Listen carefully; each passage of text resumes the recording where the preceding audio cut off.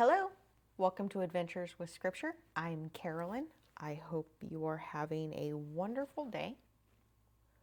We are going to be reading Daniel chapter 4, and in this chapter, we're going to hear King Nebuchadnezzar giving a very powerful and humble testimony regarding his pridefulness and how he ended up being judged by God. So, if you wouldn't mind meeting me in Daniel chapter 4, we will get started.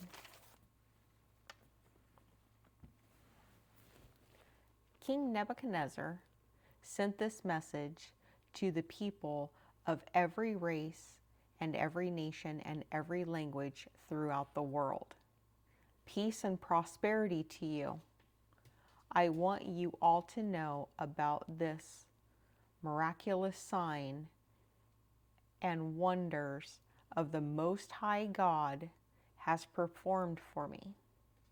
How great his signs, how powerful his wonders. His kingdom will last forever. His rule through all generations. I, Nebuchadnezzar, was living in my palace in comfort and prosperity. But one night I had a dream that frightened me. I saw visions that terrified me as I lay in my bed. So I issued an order calling all the wise men of Babylon so they could tell me what my dream meant. When all the magicians, enchanters, astrologers, and fortune tellers came in, I told them the dream, but they could not tell me what it meant. At last, Daniel came in before me, and I told him the dream. He was named Belshazzar, after my God. The spirit of the holy God is in him. I said to him, Belshazzar, chief of the magicians, I know that the spirit of the holy gods is in you, and that no mystery is too great for you to solve. Now, tell me what my dream meant. While I was laying in my bed, this is what I dreamed. I saw a large tree in the middle of the earth. The tree grew very tall and strong, reaching high into the heavens for all the world to see. It had fresh green leaves, and it was loaded with fruit for all to eat. Wild animals lived in its shade, and the birds nested in its branches. All the world was fed from this tree. Then, as I lay there dreaming, I saw a messenger, a holy one, coming down from heaven. The messenger shouted, "Cut down the tree and lop off its branches, shake off its leaves and scatter its fruit. Chase the wild animals from its shade and the birds from its branches. But leave the stump and the roots in the ground, bound with a band of iron and bronze, and surrounded by tender grass. Now let him be drenched with the dew of heaven, and let him live with the wild animals among the plants of the field. For 7 periods of time, let him have the mind of a wild animal instead of the mind of a man. For this has been decreed by the messenger. It is commanded by the holy ones, so that everyone may know that the Most High rules over the kingdoms of the world. He gives them to anyone he chooses, even to the lowest of people. Belshazzar, That was the dream that I, King Nebuchadnezzar, had. Now, tell me what it means, for none of the wise men of my kingdom can do so, but you can, because the spirit of the holy gods is in you. Upon hearing this, Daniel, also known as Belshazzar, was overcome for a time, frightened by the meaning of the dream. Then the king said to him, Belshazzar, don't be alarmed by the dream and what it means.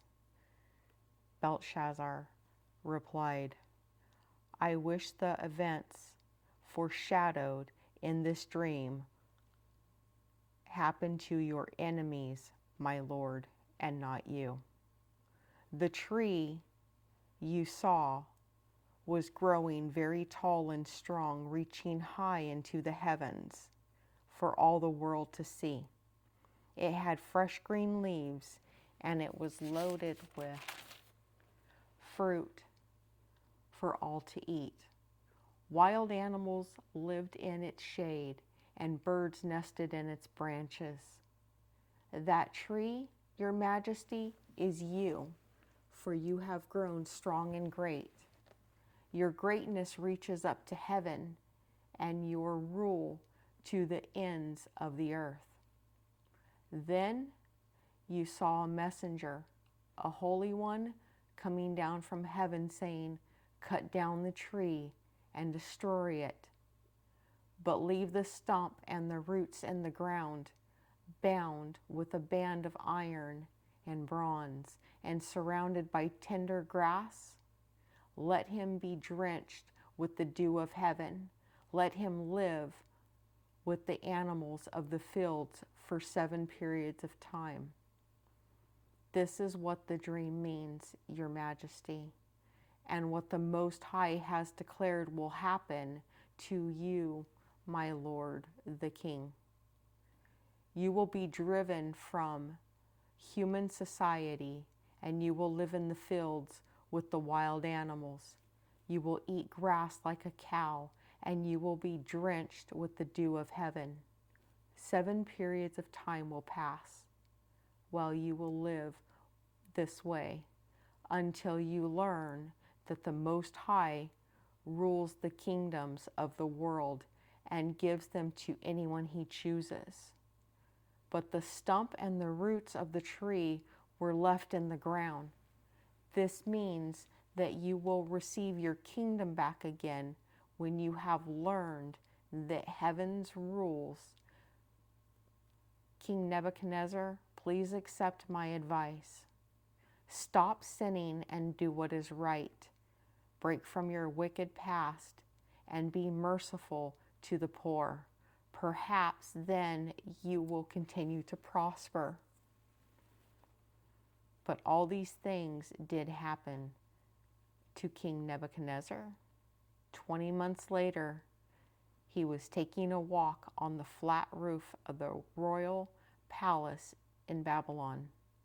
As he looked across the city, he said, look at all this great city of Babylon.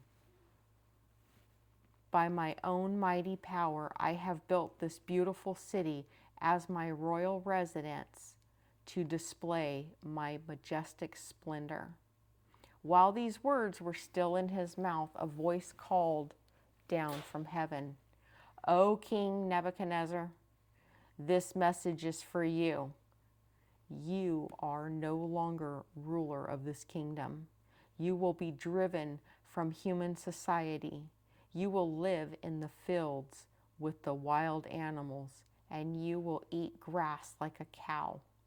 7 periods of time will pass while you live this way until you learn that the Most High rules over the kingdoms of the world and gives them to anyone he chooses. That same hour the judgment was fulfilled, and King Nebuchadnezzar was driven from human society. He ate grass like a cow, and he was drenched with the dew of heaven. He lived this way until his hair was as long as eagle feathers and his nails were like bird's claws. After this time had passed, I, Nebuchadnezzar, looked up to heaven. My sanity returned, and I praised and worshiped the Most High and honored the one who lives forever and ever. His rule is everlasting, and his kingdom is eternal. All the people of the earth are nothing compared to him. He does as he pleases among the angels of heaven and among the people of earth. No one can stop him or say to him, "What do you mean by doing all these things?" When my sanity returned to me, so did my honor and glory and kingdom. My advisors and nobles sought me out, and I was restored as head of the kingdom, with this greater honor than before. Now I, Nebuchadnezzar, praise and glorify and honor the King of heaven. All his acts are just and true, and he is able to humble the proud. Whew, that was pretty exhilarating. So when King Nebuchadnezzar had this dream, the dream was showing him in many ways about his pride. And sometimes many of us, including myself, have had moments where we've gotten very boastful and almost felt a sense of pride. And instead of giving thanks because of something we weren't sure we could do, but achieved it, and instead of honoring God for helping you get where, or for me, helping me get where I was at, I was boastful. And I was very lucky that he didn't knock me off my high horse. Because when people fall, they fall hard. And then, of course, when you're looking at the magicians and the enchanters, the astrologers, and even the fortune tellers couldn't tell him what his dream meant. And he calls in Daniel and explains that whole dream. Can you imagine how Daniel must have felt having to interpret this dream? He's got to tell a king that, when we go back to chapter 3, we see was more than willing to throw 3 men into fire. So I could imagine that Daniel was a little concerned about what could happen to him. And then, despite how Daniel felt, King Nebuchadnezzar asked him to explain. And poor Daniel, he told him, but it still had to be very worrisome. So he explains it and then tells King Nebuchadnezzar to stop sinning. In so many words, not to be prideful. But despite that, I don't know if Nebuchadnezzar just kind of forgot or got very boastful, thinking he was something super special. But sure enough, he got knocked off of his pedestal, or in this case, his palace. And he had to live like an animal. But that was a very humbling experience, because even Nebuchadnezzar, he looked up to the heavens. He knew what he needed to do. He needed to repent. And that's exactly what he did. And not only was he restored back to his kingdom by a very merciful God, but he actually had a greater honor. So when reading this chapter, and it coming straight from Nebuchadnezzar,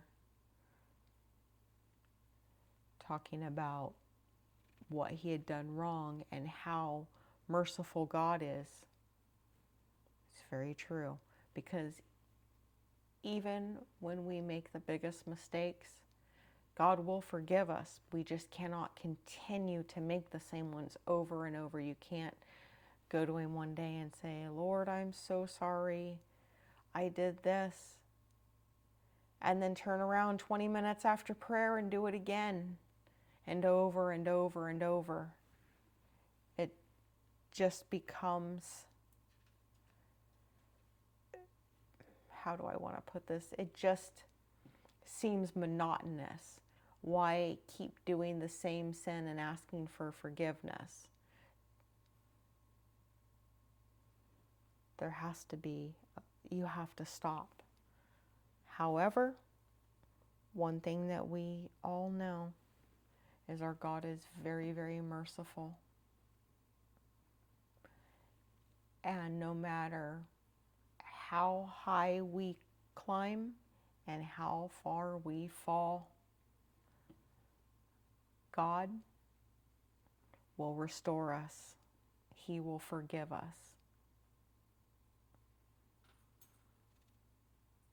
Because nothing is impossible with Jesus. So one thing to take away from this chapter, I did not do themes this week, but my big takeaway from it, it's important to always remember that this chapter did not end in judgment. It ended with mercy. And God shows us mercy every day of our lives. And for me, sometimes I think it's every hour of my life, because I'll do something, maybe not the same exact thing, but I know that it wasn't right. We all get that feeling. We truly know when we've overstepped. So thank you so much for taking time to listen to me. I did put out a short, so you may have seen that prior to this video. I just kind of wanted to touch on this super quick. This is the Catholic Bible, and I did purchase it because there are 7 other books that we don't have in what would be considered the normal Protestant Bible, because there's only 66 in here and 73 in here. I did double check, it is 73. In my short, I wasn't 100% sure. I couldn't remember if it was 73 or 74. But in the book of Daniel, there are 14 chapters here and there are 12 here. So I will read the 13th and 14th sometime this week and start getting, once this one's completed, head over and do these. For the record, I am not Catholic. I have only been to a Catholic church once, and I was a kid, and it was for a friend of mine's older sister's wedding.